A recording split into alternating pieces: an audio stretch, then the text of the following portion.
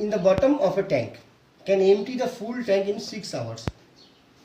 An inlet pipe fill the water at the rate of 4 liter per minute.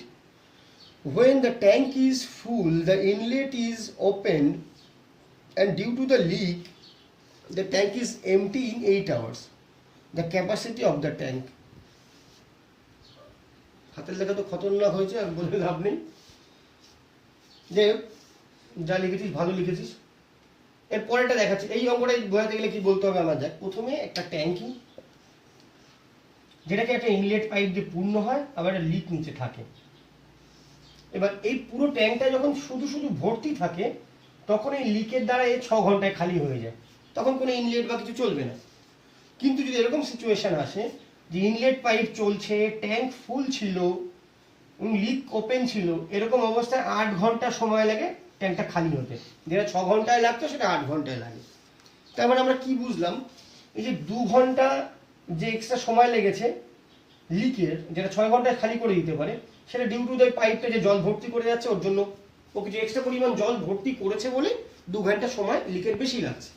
তাহলে ওই পাইপটা কতটা জল এক্সট্রা ভর্তি করেছে সেটা আমাদের জানতে হবে আগে।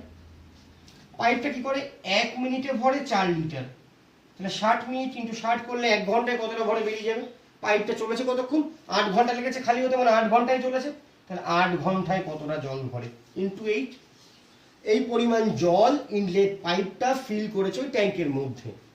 যে জলটা কি খালি করেছে লিকটা, এমনিতে ট্যাঙ্ক ফুল থাকলে লিকের 6 ঘন্টা লাগে, যেহেতু এই জলটা এক্সট্রা ভর্তি হয়েছে এবার 8 ঘন্টা লেগেছে, তার মানে এই জলটা লিকটা খালি করেছে মাত্র 2 ঘন্টায়। এটা অতিরিক্ত জল। তাহলে লিকের ক্যাপাসিটি যদি যাই, 2 ঘন্টায় খালি করে 4 গুণ 6 গুণ 8 এতটা জল, 1 ঘন্টায় খালি করে বাই 2। 6 ঘন্টায় খালি করে কেন লিখবো, লিকটা 6 ঘন্টায় যতটা জল খালি করে সেটাই ট্যাঙ্কের ক্যাপাসিটি।